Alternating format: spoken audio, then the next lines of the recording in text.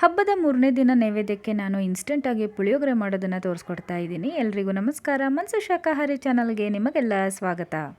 ಪುಳಿಯೋಗರೆ ಮಾಡಲಿಕ್ಕೆ ನಾನಿಲ್ಲಿ ಒಂದು ದೊಡ್ಡ ನಿಂಬೆಹಣ್ಣಿನ ಗಾತ್ರದಷ್ಟು ಹುಣಸೆ ಹಣ್ಣನ್ನು ನೆನೆ ಹಾಕ್ಕೊಂಡಿದ್ದೀನಿ. ಪುಳಿಯೋಗರೆ ಪುಡಿ ಮಾಡ್ಕೊಳ್ಳಿಕ್ಕೆ ಈಗ ಕಾಳುಗಳನ್ನು ಫ್ರೈ ಮಾಡ್ಕೊಳ್ಳೋಣ. ಮೊದಲಿಗೆ ನಾನಿಲ್ಲಿ 1 ಚಮಚದಷ್ಟು ಕಡಲೆಬೇಳೆನ ಫ್ರೈ ಮಾಡ್ಕೊಂಡಿದ್ದೀನಿ. ಅದು ಲೈಟಾಗಿ ಬಿಸಿಯಾಗಿ ಆರೋಮ ಬರಲಿಕ್ಕೆ ಸ್ಟಾರ್ಟ್ ಆದಮೇಲೆ ಸ್ವಲ್ಪ ಮೆಂತ್ಯ ಹಾಕ್ಕೊಳ್ತಾ ಇದ್ದೀನಿ. ಮೆಂತ್ಯನ ಜಾಸ್ತಿ ಹಾಕ್ಕೋಬೇಡಿ, ಪುಳಿಯೋಗರೆ ಪುಡಿ ವಿಷ ಆಗಿಬಿಡುತ್ತೆ. ಇವೆರಡು ಚೆನ್ನಾಗಿ ಫ್ರೈ ಆದಮೇಲೆ ಒಂದು 8ರಿಂದ 10 ಕಾಳು ಮೆಣಸನ್ನು ಹಾಕ್ಕೊಂಡು ಫ್ರೈ ಮಾಡ್ಕೊಳ್ತಾ ಇದ್ದೀನಿ.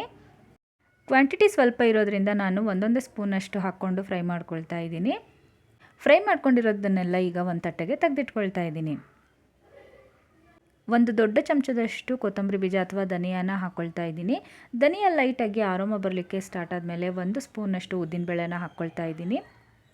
ಉದ್ದಿನಬೇಳೆ ಲೈಟಾಗಿ ಕಲರ್ ಚೇಂಜ್ ಆಗ್ತಾ ಇದೆ ಅಂದಾಗ ಜೀರಿಗೆನ ಹಾಕ್ಕೊಂಡು ಫ್ರೈ ಮಾಡ್ಕೋಬೇಕು. ಜೀರಿಗೆ ಚಟಪಟ ಅಂತ ಸಿಡಿಲಿಕ್ಕೆ ಸ್ಟಾರ್ಟ್ ಆದಮೇಲೆ ಅದನ್ನು ಸಹ ತಟ್ಟೆಗೆ ತೆಗೆದಿಟ್ಕೊಳ್ತಾ ಇದ್ದೀನಿ. ಅರ್ಧ ಚಮಚದಷ್ಟು ಸಾಸಿವೆ ಹಾಗೂ 2 ಚಮಚದಷ್ಟು ಬಿಳಿ ಎಳ್ಳನ್ನು ಹಾಕ್ಕೊಳ್ತಾ ಇದ್ದೀನಿ. ಸಾಸಿವೆ ಮತ್ತು ಬಿಳಿ ಎಳ್ಳು ಚಟಪಟ ಅಂತ ಸಿಡಿಲಿಕ್ಕೆ ಸ್ಟಾರ್ಟ್ ಆದಮೇಲೆ ಅದನ್ನು ಸಹ ತಟ್ಟೆಗೆ ತೆಗೆದಿಟ್ಕೊಳ್ಳೋಣ.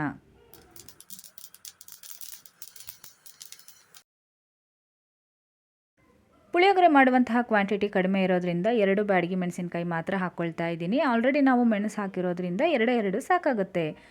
ಬ್ಯಾಡಗಿ ಮೆಣಸಿನಕಾಯಿ ಸ್ವಲ್ಪ ಬೆಚ್ಚಗಾಯಿತು ಅಂತ ಅಂದಾಗ ತುರಿದಿಟ್ಕೊಂಡಿರುವಂತಹ ಒಣ ಕೊಬ್ಬರಿ 1/4 ಬಟ್ಲಷ್ಟು ಹಾಕ್ಕೊಳ್ತಾ ಇದ್ದೀನಿ.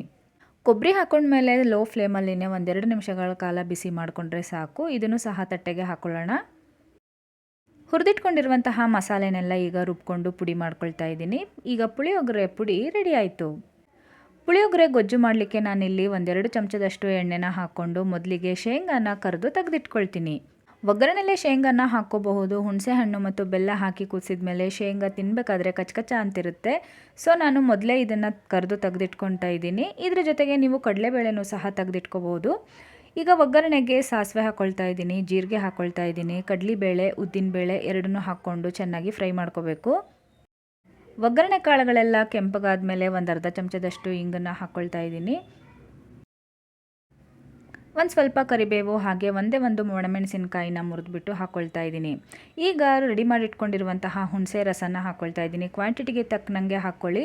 ಹುಣಸೆ ರಸ ಹಾಕ್ಕೊಂಡ ತಕ್ಷಣವೇ ಅರ್ಧ ಚಮಚದಷ್ಟು ಅರಿಶಿನ ಹಾಗೆ ಬೆಲ್ಲನ ಹಾಕ್ಕೊಂಡು ಇದು ಬೆಲ್ಲ ಕರಗಿ ಗೊಜ್ಜು ಸ್ವಲ್ಪ ಗಟ್ಟಿಯಾಗಬೇಕು, ಅಲ್ಲಿ ತನಕ ಚೆನ್ನಾಗಿ ಕುದಿಸ್ಕೋಬೇಕು.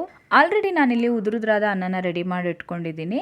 ಈಗ ರುಚಿಗೆ ತಕ್ಕಷ್ಟು ಉಪ್ಪನ್ನು ಹಾಕ್ಕೊಂಡು ಗೊಜ್ಜನ್ನು ಚೆನ್ನಾಗಿ ಕುದಿಸ್ಕೊಳ್ಳೋಣ. ನೀರಿನಂಶ ಎಲ್ಲ ಇಂಗಿ ಸ್ವಲ್ಪ ಗೊಜ್ಜು ಗಟ್ಟಿ ಆಯಿತು ಅಂದಾಗ ಇದಕ್ಕೆ ಅನ್ನನ ಸೇರಿಸ್ಕೊಳ್ತಾ ಇದ್ದೀನಿ. ಕರೆದಿಟ್ಕೊಂಡಿರುವಂತಹ ಶೇಂಗಾ ಹಾಗೆ ಮಾಡಿಟ್ಕೊಂಡಿರುವಂತಹ ಪುಳಿಯೋಗರೆ ಮಸಾಲೆನ ಹಾಕ್ಕೊಳ್ತಾ ಇದ್ದೀನಿ. ಅನ್ನಕ್ಕೆ ಎಷ್ಟು ಬೇಕೋ ಅಷ್ಟು ಮಸಾಲೆನ ಸೇರಿಸ್ಕೊಂಡು ಚೆನ್ನಾಗಿ ಮಿಕ್ಸ್ ಮಾಡ್ಕೋಬೇಕು. ದೇವಸ್ಥಾನದಲ್ಲೆಲ್ಲ ತಿಂತೀವಲ್ಲ ಪ್ರಸಾದ, ಅದೇ ರೀತಿ ಟೇಸ್ಟ್ನ ಕೊಡುತ್ತೆ. ಇನ್ಸ್ಟೆಂಟಾಗಿ ಮಾಡ್ಕೋಬಹುದು, ತುಂಬಾ ಈಸಿ ಆಗಿದೆ. ಇವತ್ತಿನ ಪ್ರಸಾದ ಪುಳಿಯೋಗರೆ ಜೊತೆಗೆ ನಾನು ಬುಧವಾರದ ರಂಗೋಲಿನ ಹೇಳ್ಕೊಡ್ತಾ ಇದ್ದೀನಿ. 3ನೇ ದಿನ ಆಗಿರೋದ್ರಿಂದ ಬುಧವಾರದ ರಂಗೋಲಿ ಹೇಳ್ಕೊಡ್ತಾ ಇದ್ದೀನಿ. ಬುಧವಾರದ ರಂಗೋಲಿ ಶಾಸ್ತ್ರಜ್ಞಾನ ರಂಗೋಲಿ. ನೈವೇದ್ಯಕ್ಕೆ ಇನ್ಸ್ಟೆಂಟಾಗಿ ಮಾಡುವಂತಹ ಪುಳಿಯೋಗರೆ ಹಾಗೂ ಈ ರಂಗೋಲಿ ನಿಮಗೆಲ್ಲ ಇಷ್ಟ ಆಯಿತು ಅಂತ ಭಾವಿಸ್ತೀನಿ. ಮುಂದಿನ ವಿಡಿಯೋದಲ್ಲಿ ಮತ್ತೊಂದು ಪ್ರಸಾದ ಹಾಗೆ ಮತ್ತೊಂದು ರಂಗೋಲಿಯೊಂದಿಗೆ ಮತ್ತೆ ನಿಮ್ಮನ್ನೆಲ್ಲ ಸಿಗ್ತೀನಿ. ನಮಸ್ಕಾರ.